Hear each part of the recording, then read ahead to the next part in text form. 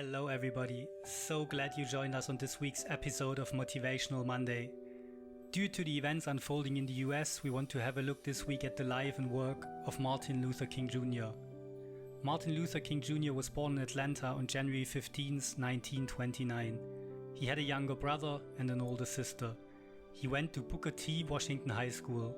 He was so smart that he skipped 2 grades in high school. He started his college education at Morehouse College at the young age of 15.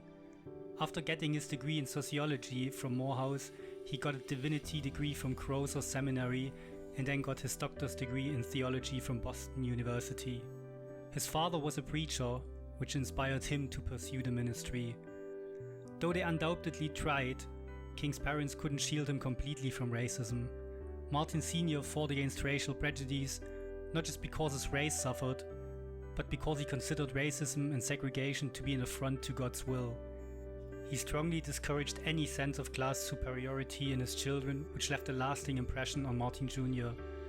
During the work on his doctorate, King met Coretta Scott, an aspiring singer and musician at the New England Conservatory School in Boston. They were married in June 1953 and had 4 children. In 1954, while working on his dissertation, King became pastor of the Dexter Avenue Baptist Church of Montgomery in Alabama. He completed his PhD and earned his degree in 1955. King was only 25 years old.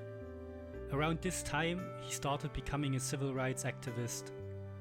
He led nonviolent protests to fight for the rights of all people, including African Americans.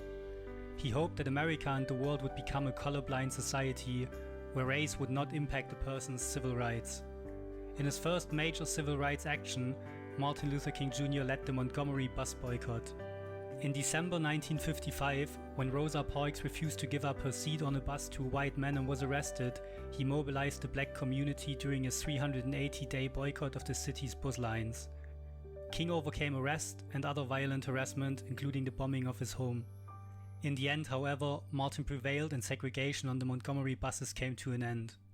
In 1959, with the help of the American Friends Service Committee and inspired by Mahatma Gandhi's success with non-violent activism, King visited Gandhi's birthplace in India. The trip affected him in a profound way, increasing his commitment to America's civil rights struggle.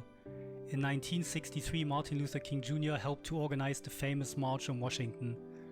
Over 250,000 people attended this march in an effort to show the importance of civil rights legislation. Some of the issues the march hoped to accomplish included an end to segregation in public schools, protection from police abuse, and to get laws passed that would prevent discrimination in employment. It was at this march where Martin gave his "I Have a Dream" speech on the steps of the Abraham Lincoln Memorial. Portions of that speech are often quoted, including "I have a dream that one day this nation will rise up and live out the true meaning of its creed. We hold these truths to be self-evident, that all men are created equal.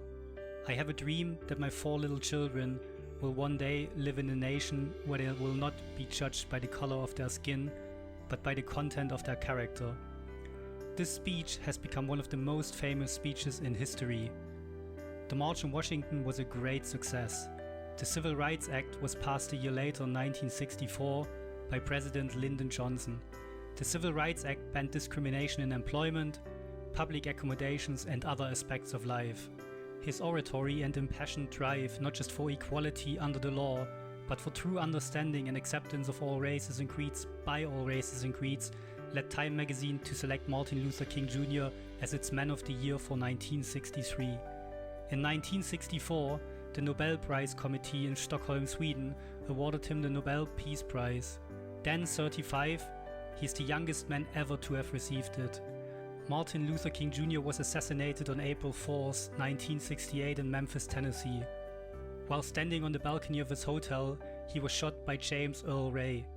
He is considered one of the greatest orators of modern times, and his speeches still inspire many to this day. The legacy of Martin Luther King Jr. encompasses influential decisions, monumental actions, and steadfast progressions of humanitarian rights that reach far beyond the civil rights movement. A leader of all people, he never chose fear, but always chose courage and determination when fighting for civil rights in the face of oppression, ignorance, and violence. He refused to allow prison, violence, or the threat of death sway his end mission. Instead, he stood beside his goal of achieving rights for all through non-violent protests. Today, we see him as a standard bearer of the US civil rights movement, but also a global icon for the human struggle for equal rights and justice. Martin Luther King Jr. once said, "Darkness cannot drive out darkness. Only light can do that. Hate cannot drive out hate. Only love can do that." Did you enjoy this format? If so, is there a game changer? Doesn't matter if in business, professional sports, or everyday life you look up to and want to be covered in this format. If so, feel free to drop me a DM here on LinkedIn. I hope Martin Luther King Jr.'s story inspired you to dream and start your own success story today.